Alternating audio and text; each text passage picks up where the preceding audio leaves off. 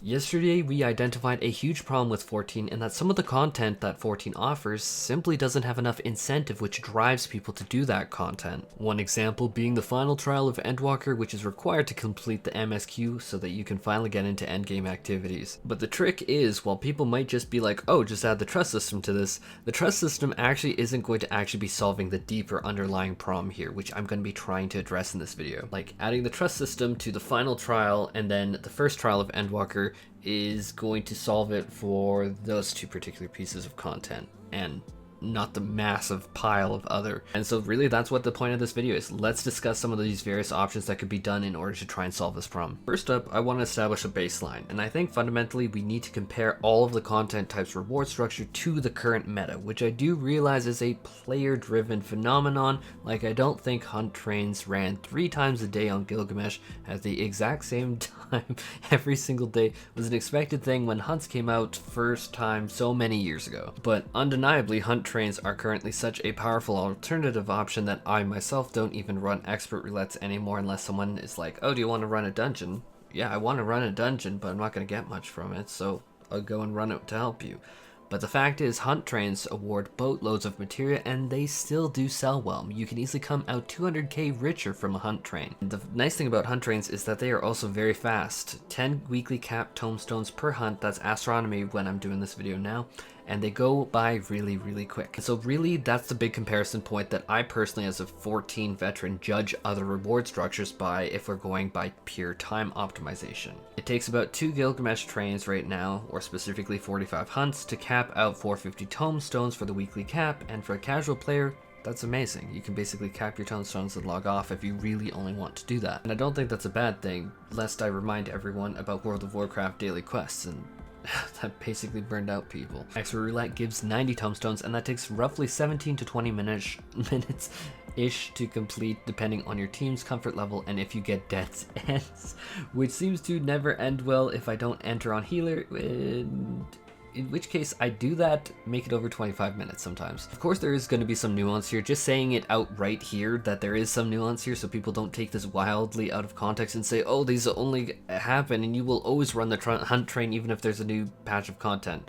Like, say I'm farming extreme trials on loot for a week, obviously I can cap tomestones that way and have done that many times in the past, so I don't need to do these. You get what I'm saying though. So with the baseline listed and established, let's start proposing some methods to fix this. And no, my answer is not just shove more tomestones into the currently existing roulettes. I think that even if you did that, that too reaches a limit where it becomes relatively useless, as well as like, are you going to offer something that's even faster than a hunt train? I don't know if that's realistic to expect. I think that's a little unrealistic to expect, but I'm far more convinced about my second idea that I'm going to propose here, but I'm going to give us like a surface level idea first. But the surface level idea still is not shoving more tomestones into trial roulette. So the first solution is break up the trial roulette into like super easy trials, like a Realm Reborn ones like Ifrit or Titan Normal, which are super easy, and then at least one other trial roulette for newer content. And by that I mean things like Endwalker or Shadowbringers trials, and I think one would actually be hard pressed to not say Titania Normal is decently difficult for a team of Sprouts. It's okay, Chad. It's okay. It's okay. Your chiseled chin, I get it. You were able to absolutely knock Titania out like by like just looking at Titania with your chiseled chin. I get it, Chad. Don't worry. You're fine. I get it. You're great. But the rest of us plebeians, however, struggled a little bit the first time. Just talking to many players, Titania Normal was actually the straw that broke the trial roulette camel's back.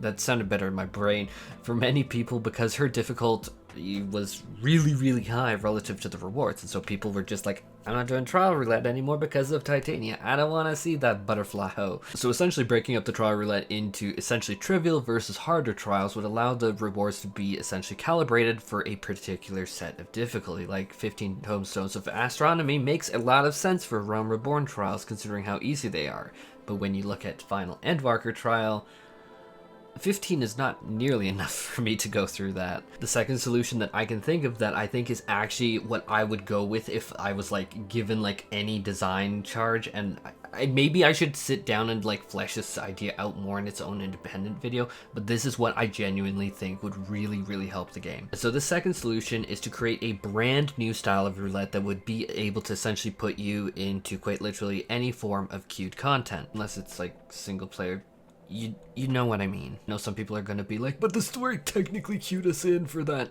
No, that's not what I mean. And no, I don't mean something like a mentor roulette, especially not the mentor roulette, because that's locked off to the rest of the player base. It has all these requirements and just overall, no. Mentor roulette is very different than what I want. Also, it has its own reward structure in that, and you know what? That is fine and dandy. We can leave that alone. I'm looking at something totally different. But this would be a roulette that anyone could access for a special reward, and it would not be locked to be a daily thing. You can run it an unlimited amount of times nonstop, all day, every day if you wanted to. In fact, depending on the rewards that you offer, I think a lot of people would be highly incentivized to do quite a bit of grinding in it. Now let's say that we introduced a brand new currency, something like the Moogle tomestones. This new type of currency would allow you to purchase things like custom glamours or maybe housing items. Think something along the line of the bisexual gemstone vendor, where you can buy all those different types of items and even music scrolls. Like, there's a larger amount of rewards that you can get from that, so think something like that. You could even add stretch goal rewards like premium mounts or glowing weapons even. Basically super incentives to get people to really want to actively engage in this roulette, and put even the option to put some of these rewards, not all of them, but just a few of them, onto the market board, and then that makes it a valid guild production method. So now we have a big incentive here, a big glowing set of incentives here. Now that we have talked about a new currency, people would be like, okay, how are you getting it? Is it just like 5 currency every time you run this roulette? Absolutely not, because there are very different styles of difficulty of content, and how many of the currency that you get would depend fully on whatever random piece of content that you got put into. Such as Ifrit normal, we'll give you 1. Time normal, they'll give you 1, sorry. Titania would give 5, the final Endwalker trial would give you 7, or if you want something very long that takes a very long period of time and oftentimes a lot of familiarity with the fight, you could be put into Ivalice's alliance raid like Orbon Monastery that will give 15 of the currency.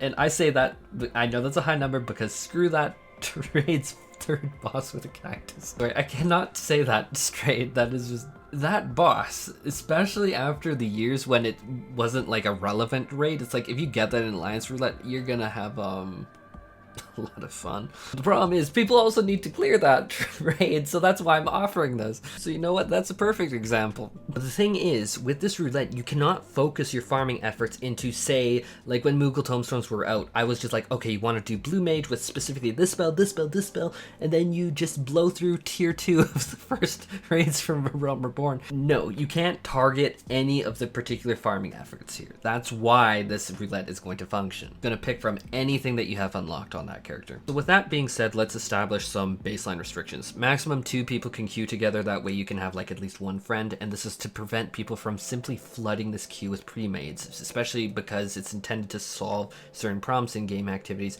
not having people go in, and dungeons with 4 people, I think that 2 would be fair. Now the second one, because, and this I actually had to think a little bit about, you must queue with at least item level 540, 550, which you can get item level 560 gear for your character from this vendor from literally free for the MSQ. And yes, I'm saying like 550, 540-ish, because I'm taking that fact you might not have accessories into account. I state this because some very clever people have found out that if you take off your gear when you queue into Alliance Roulette, that you basically can guarantee an easy Alliance raid. Far easier and far faster than Ivalice raids from Stormblood, that's for sure. Which leads to the reason why we're calibrating it. Like normal raids for like a Circus Tower or whatever would give what? 5 tomestones. Ivalice raids would give like 15. Now how the roulette's algorithm would work would be actually very disgustingly simple. Whatever group has been waiting for a player to join or a set of players to join the longest immediately has this player or this duo rammed into it. That's simple. Bam, simple solution.